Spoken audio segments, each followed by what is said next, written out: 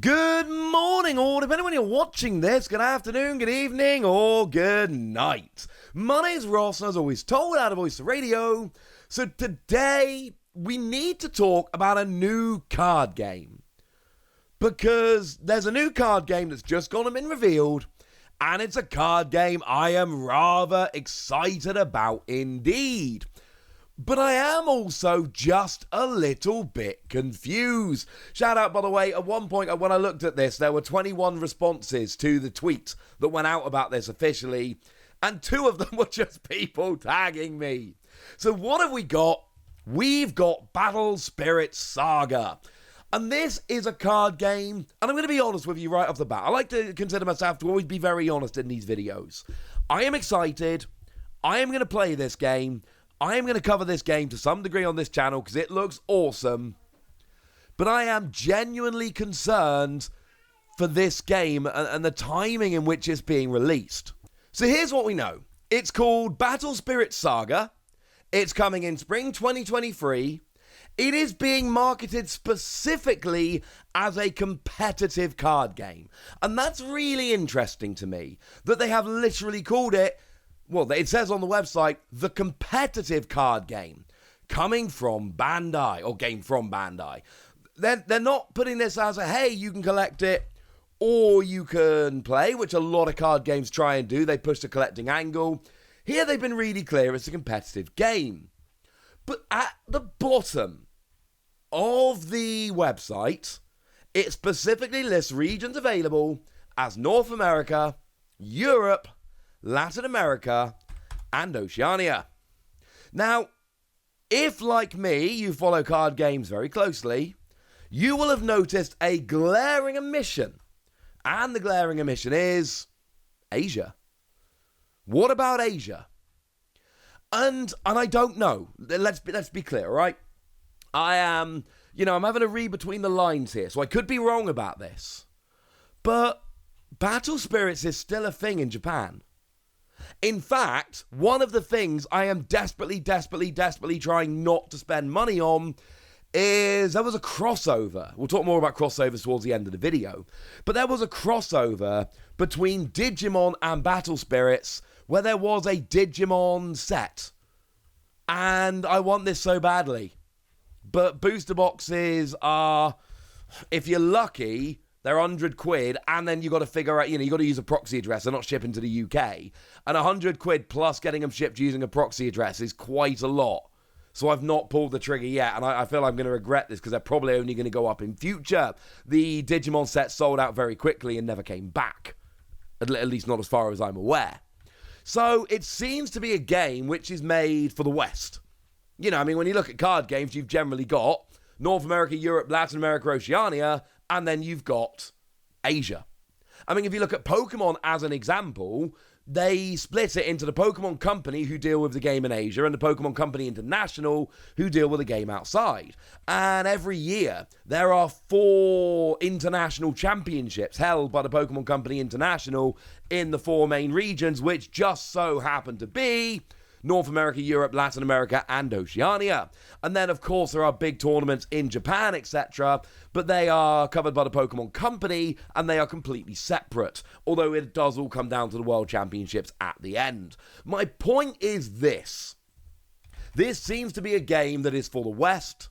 This does not seem to be a game that is a worldwide game, which is going to be for both Asia and the West. It seems to just be a Western game. Now, I will say they are really pushing the whole competitive side of it, because over on the website it says, a big announcement, Battle Spirit Saga will support official cash prize tournaments, aim for the top and earn amazing prizes along the way, don't miss your chance to join in, full details and regulations to be announced. So again, they're calling it a competitive card game. They are pushing cash prizes. This is not meant to be a casual, hey, I'm going to collect some pretty cards and maybe play a few games here and there. This is trying to appeal as a competitive game. And from a business standpoint, and for those of you that don't know, I did spend 13 years lecturing in business. From a business standpoint, I get this. But here's the thing. Pokemon might not be a quote-unquote competitive card game, but it has a big competitive scene. Digimon might not be a quote-unquote competitive card game, but it's building a big competitive scene, and One Piece seems to be getting there as well. And we can say that about pretty much all of the games. Even the card games which are more casual and have a lot of collectors, etc., they still have competitive scenes. So I've got to ask the question of how successful a game is going to be when they're only pushing towards this. Having said that, Flesh and Blood seems to be doing quite well since it released.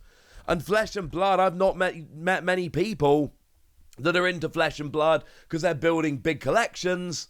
This seems to be a game geared towards the players. And one of the things Flesh and Blood did so well when they first came out was have a game where people were, playing. And they would run online tournaments from the off, and that helped to build Flesh and Blood. So maybe Bandai can do this with Battle Spirit Saga. Because that is important to note. This is a Bandai Namco game. This is a Bandai game. And that's interesting to me. Because Bandai have been running Digimon for a couple of years now. And they are in the process of launching One Piece. Now, One Piece is going to officially launch in English in winter 2022. Battle Spirit Saga is then going to be launching in spring 2023. Now, I speak, and you know if you watch this channel, I'm in on One Piece. One Piece seems awesome.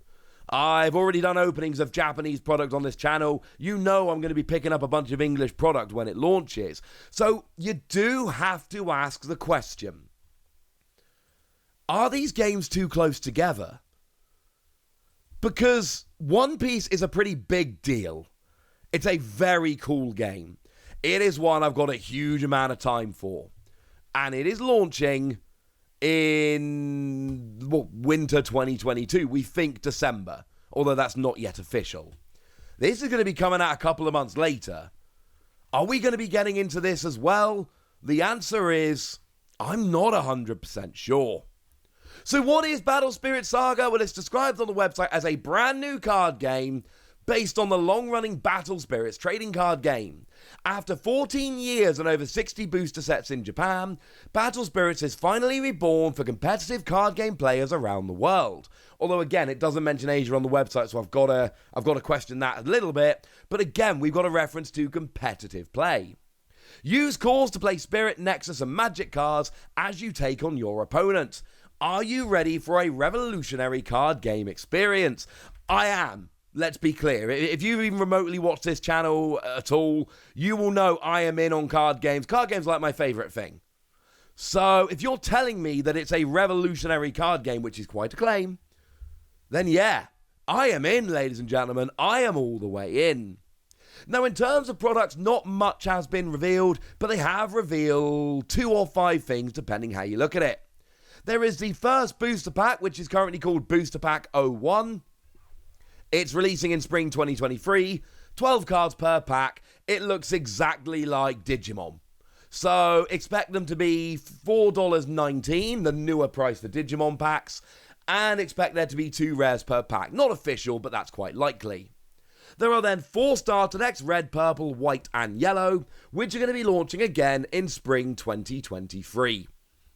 So that's all coming together in spring. No word of any other products in addition to these, but at the outset we got 4 starter decks and a set, which is what they're doing for One Piece. And then for Digimon they actually did 3 starter decks and a set. But come on, same kind of deal. So this seems to be quite similar. What I will say is, in my One Piece videos, I'm constantly telling you, they are copying Digimon, and they are, incidentally. What Bandai did for Digimon, they are copying with One Piece. Pretty much to the letter. They're treating it exactly the same. But we are talking about a card game which is made in Japan and then ported over here. This is not the same thing, so we need to be a little bit careful. I don't think we can just say, oh, it's going to be the Digimon and One Piece model, because I'm not entirely sure it will be. And the thing is, there are reasons to be really excited about Battle Spirits. I told you that there was a Digimon crossover, and there absolutely was, but they've done a bunch of other crossovers, like, for instance, Godzilla. Yeah, there were Godzilla Battle Spirits crossovers. I cannot be the only one that thinks this is awesome. Kamen Rider, which I'm probably pronouncing wrong, and if I am, I'm sorry. It's not something I'm terribly familiar with, but I know a lot of other people are, and this is something people have been very excited about. And one of the first things I saw when this was actually, revealed was a bunch of people going, Kamen Rider sets? And the answer is, I would guess no.